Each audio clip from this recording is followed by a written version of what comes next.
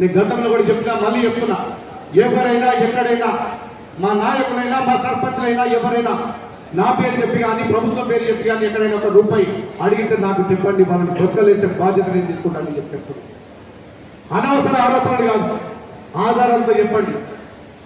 ఆధారాలతో చెప్తే నేను ఖచ్చితంగా యాక్షన్ తీసుకుంటానని చెప్తున్నాను.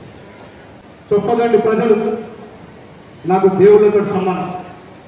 ప్రజాపాలన ప్రగతి ప్రణాళికల భాగంగా ఈ నియోజకవర్గంలో ముఖ్యంగా నేను సర్పంచ్లందరికీ చెప్పదలుచుకున్నా, గ్రామాలలో ఎవరికి రానటువంటి అవకాశం మీకు వచ్చింది.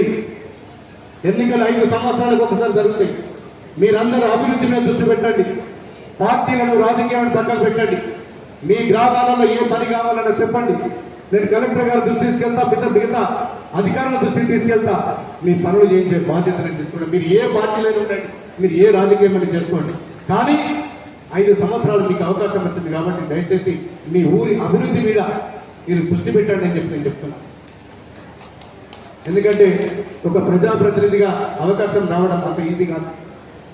వేల మందిలో, లక్షల మందిలో, వందల మందిలో ఒక్కరికి అవకాశం వస్తుంది. ఆ అవకాశాన్ని మీరు జాగ్రత్తగా వాడుకోండి.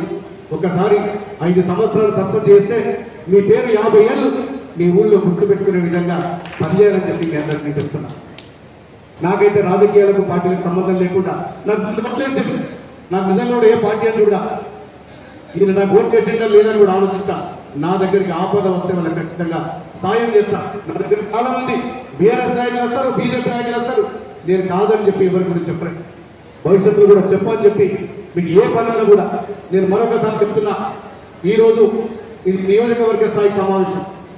నేను మండలాల వారీగా సర్పంచ్లతోటి, ఉప సర్పంచ్లతోటి, వార్డు మెంబర్లతోటి ప్రతి మండలాల వారీగా ఒక సమావేశం పెడతా.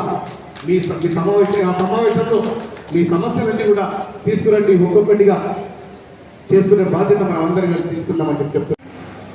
ప్రజాపాలన ప్రగతి ప్రణాళిక చాలా ముఖ్యంగా, చాలా టైమ్లీ మనం గవర్నమెంట్ వచ్చి డిసెంబర్ 2023 మధ్యలో ఉన్నాము. ఎన్నో పథకాలు, ఎన్నో స్కీమ్స్ చాలా ఆలోచించి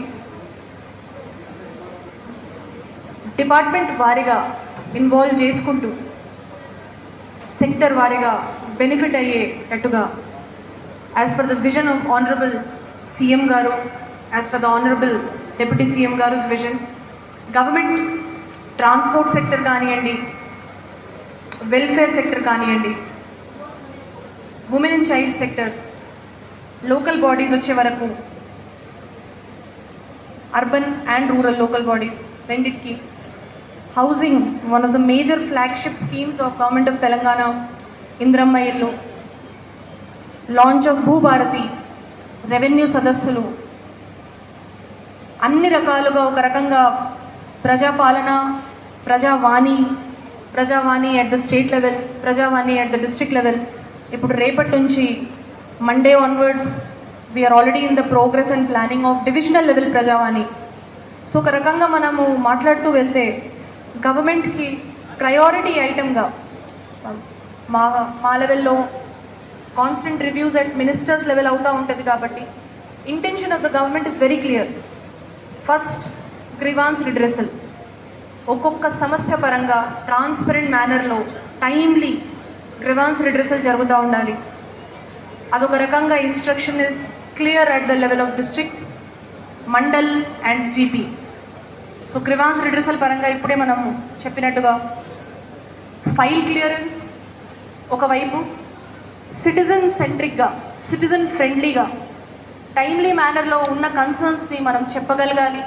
ఇక్కడ వచ్చినటువంటి ప్రతి ఒక్క ఆఫీసర్కి మన వైపు నుంచి ఒక టీం పరంగా చాలా క్లియర్ ఇన్స్ట్రక్షన్ ఉన్నది. సెకండ్ వచ్చే వరకు వెల్ఫేర్ వచ్చే వరకు లైన్స్ ఆఫ్ స్కీమ్స్ గురించి ఇప్పుడు మీ ముందట మాట్లాడడం జరిగింది. బెనిఫిషరీస్ ఇంట్రాక్షన్ అవుతున్నాయి. రాబోయే టైంలో మనకి అప్కమింగ్ స్కీమ్స్ గురించి కూడా చెప్పడం జరిగింది.